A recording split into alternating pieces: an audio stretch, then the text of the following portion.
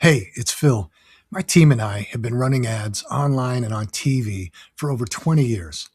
I just finished analyzing tens of thousands of ads from some of the biggest brands that have scaled rapidly over the last 10 years. We're talking about brands like Dr. Squatch, AG1, Ōura, HexClad, and a bunch more.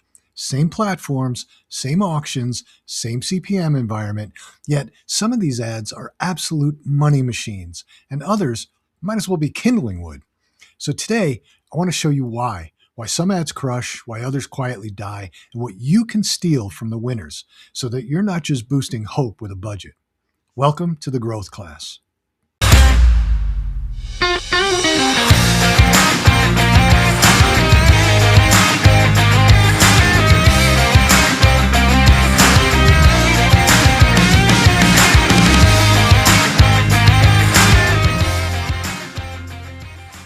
Let's start with the first big pattern.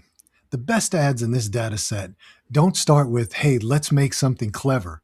They start with, who exactly are we talking to and what hurts? Because every winning brand in our analysis had clear personas baked into their creative. Dr. Squatch isn't talking to men aged 18 to 54. They're talking to the masculinity-focused guy who wants to feel more attractive, more confident, less generic. HexClad isn't just targeting people who like cooking. They're talking to the quality-obsessed home chef who's tired of cheap pans and wants restaurant-level gear. Gymshark isn't just fitness people. They're talking to the I want to feel good in my own body crowd. Confidence, identity, progress. And here's the kicker. The ads that don't perform in this data, they're the ones trying to talk to everyone. Generic hooks, generic visuals, generic promises. If your ad could be for any brand in your category, it will get category results, which is a polite way of saying average at best. So lesson number one, don't write an ad. Write a message to one specific person with one specific pain. If you can't name that person in a sentence, you're not ready to brief creative yet. The second pattern, when we tagged the ads for emotional angles, here's what we saw. Every single top brand was using emotion-driven advertising. Not most of them, all of them. All of the top performing ads in our set leaned heavily on feelings, confidence, relief, hope, joy, satisfaction. AG1 isn't just selling a green drink. They're selling the feeling of being on top of your health, not falling behind. Ōura isn't selling a ring. They're selling self-awareness and confidence. I finally understand my body. I know why I feel the way I feel. Gymshark isn't selling leggings. They're selling admiration, self-respect, and progress. I'm becoming the person I see in my head. Meanwhile, underperforming ads in the analysis have a very different pattern. They sound like a product brochure. Feature, feature, feature, and then benefits slapped on at the end. No story, no feeling, no transformation. The human brain doesn't make purchase decisions on a spreadsheet. So if your ad doesn't make someone feel something, you're asking logic to do a job it was never hired for. So lesson number two, great ads answer, how will my life feel different after I buy this? If you can't articulate the emotional outcome, that ad is already on life support.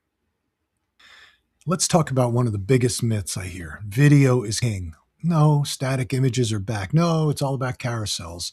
The data says something entirely different. On average, across the top performing brands, the mix is roughly around 40 to 45% video, 55 to 60% image and other formats. And then you've got extremes. Dr. Squatch, very video heavy. Skits, character, storylines. RYZE runs a ton of image-based ads, literally thousands of them. Here's what that tells us. There's no single magic format. Video can work, images can work, carousels can work. What matters is, does the hook stop the scroll? Does the message match the pain? Does the format fit how the persona consumes content? A great video with a weak angle will still fail. A static image with a razor-sharp hook can absolutely blow up. So when someone says, our ads aren't working, we should switch to video, the better question is our story any good? Is our angle any good? Are we actually talking to the right person?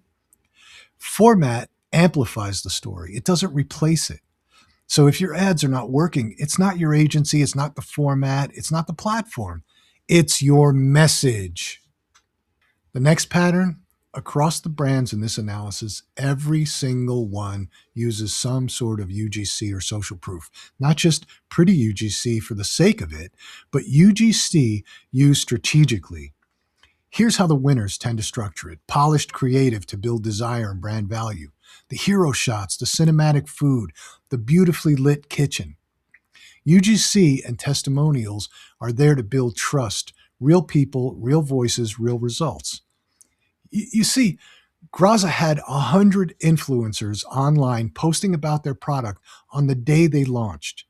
They identified and targeted influencers who were genuine food lovers, who would genuinely appreciate the product, ensuring the resulting content was a natural fit for their feeds. Dr. Squatch mixing scripted, funny skits with people reacting to the product.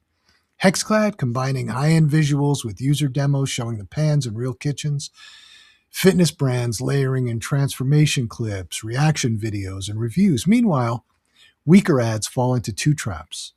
One, all brand, no proof. Gorgeous creative, but nobody believes it. Two, just random UGC, no angle. Feels like a bunch of out of context TikToks stitched together with no clear promise. We help brands understand this focus. Most think that just sending out product to a bunch of micro influencers is going to get you somewhere. It isn't. You have to be strategic. You have to craft and guide the message. You have to use that UGC content strategically. So the lesson here, polish builds desire, but UGC builds belief. Your best ads usually do both. When in doubt, take on your best performing polished ad and bolt on a UGC proof layer behind it. This is my favorite part of the data. Most struggling brands I talk to have some version of this setup: 3 to 8 active ads, maybe 1 or 2 variations, and a lot of praying. The brands in this analysis, they're running dozens to hundreds of variations, different hooks, different intros, different angles for each persona, different lengths, different aspect ratios. So instead of saying, we need a new video, they're asking, what's our next variation on a winning concept? They keep the core angle that's working, the emotional promise that resonates. Then they test new hooks in the first 3 seconds, new openings, new creatives, new offers or bonuses. And here's the other thing that data shows. Ads aren't getting killed after 7 days. The good ones run for months, but they survive because the team is constantly refreshing around them. New versions, new cuts, new copy, new audiences. So if your media buying feels like gambling, it's probably because your creative process is a one-off, not a system. I'll put it bluntly. If you're running 3 ads and hoping, you're not advertising. You're buying lottery tickets. The brands winning in this data set build creative factories, not one-hit wonders. Let's close with 2 quick reasons why decent ads still don't perform. First, the landing page. The winners in this analysis rarely send traffic to a generic homepage. They use product-specific pages, offer pages, quizzes, region-specific promos, bundles tailored to the ad. If the ad promises a solution to one specific problem, the landing page continues that exact conversation. When brands dump traffic on a generic page with, here's who we are, here's everything we sell, even a great ad will look broken. The promise and the experience are out of sync. So ask yourself, if my ad is the promise, does my landing page feel like the fulfillment of that promise or a totally new story? This will also fix, by the way, conversion rate on your website. So if you're struggling with conversion rate because your ads are getting traffic, look at this part of it. Look at your landing pages. Look at the messaging you're bringing people to. Second, and this is the one that frustrates me the most, the AI myth. Look, I've said it before. I'll say it again. I love AI. We've been using it in our company for about 7 years. It's got its place. I think it's a great tool.